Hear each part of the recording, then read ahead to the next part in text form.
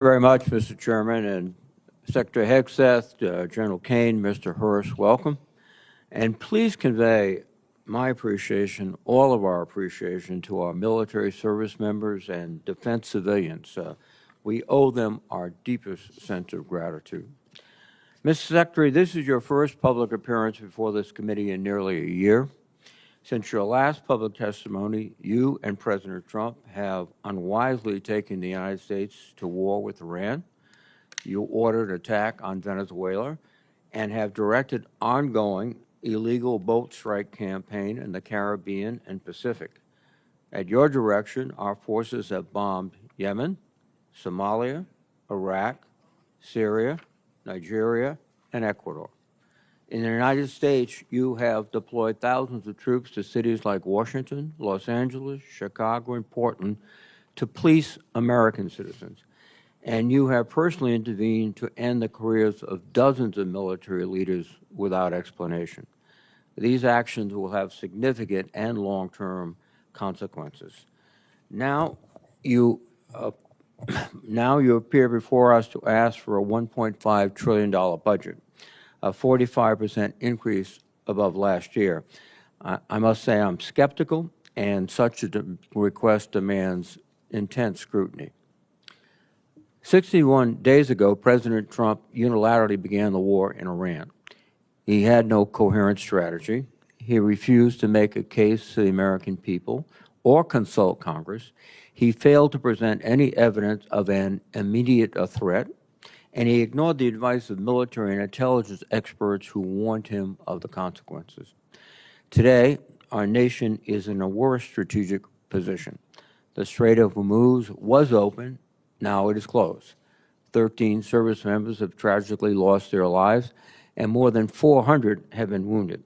We have lost dozens of aircraft, sustained significant damage to our bases in the area, and expended an alarming amount of our missile inventory.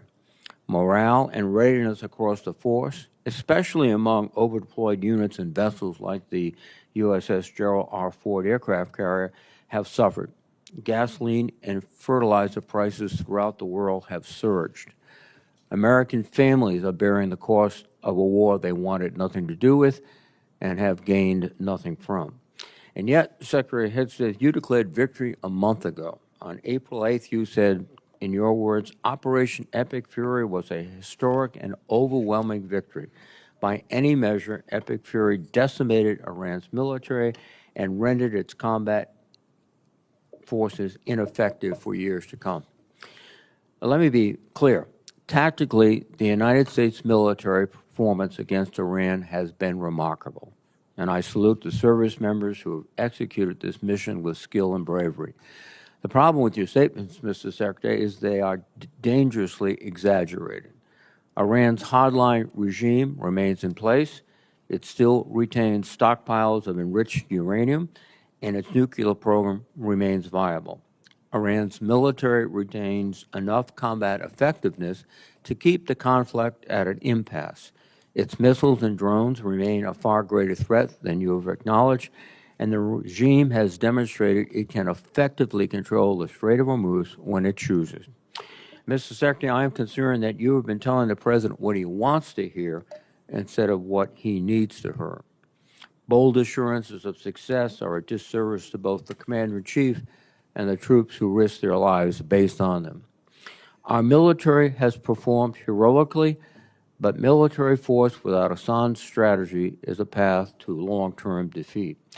I'd like to know what options you are considering now, given the course from this war and the stalemate President Trump has put us in. More broadly, Mr. Secretary, too often you have made dangerous statements that are counterproductive to the mission. You boasted about, quote, no stupid rules of engagement, just days after hundreds of Iranian schoolgirls were tragically killed in a missile strike.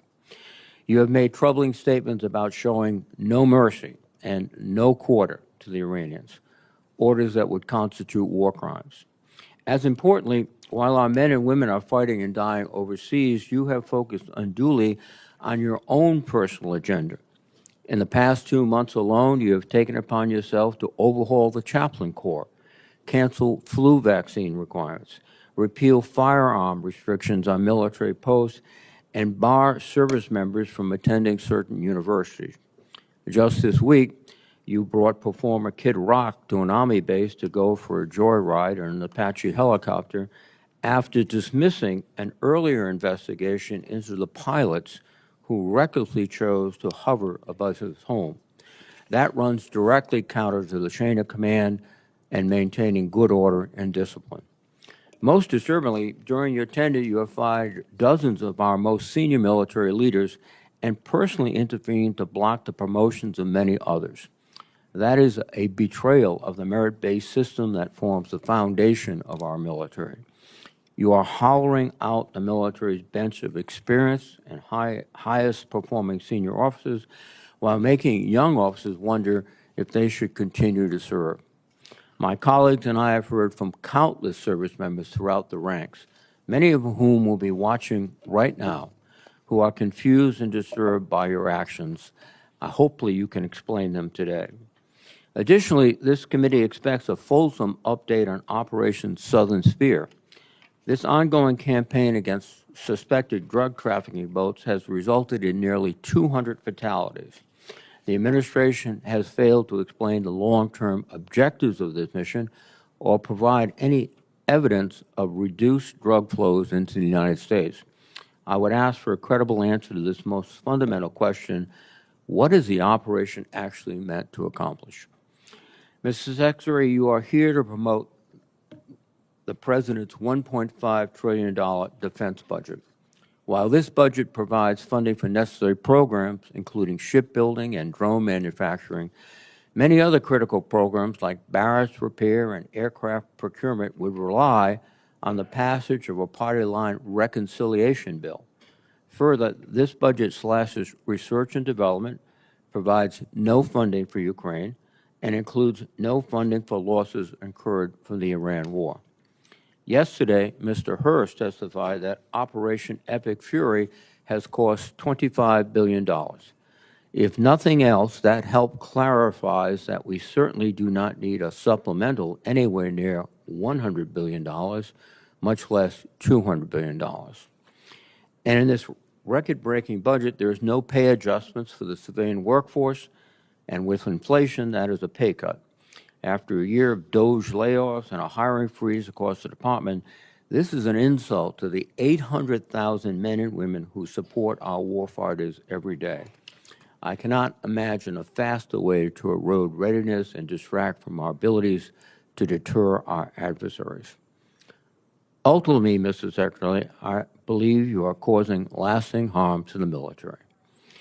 Like many members of this committee, I had the opportunity and the privilege to serve in the military. And every officer knows they are duty-bound to give their best professional advice, even if it is not what their superiors want to hear. Because when leaders fear to speak honestly, people die, missions fail, wars are lost. The American people's trust in our military took 250 years to build. You are dismantling it in a fraction of that time. And trust, once long, can take generations to rebuild. Mr. Secretary, today I hope you'll take a step forward toward rebuilding the trust that has been lost. Thank you, Mr. Chairman.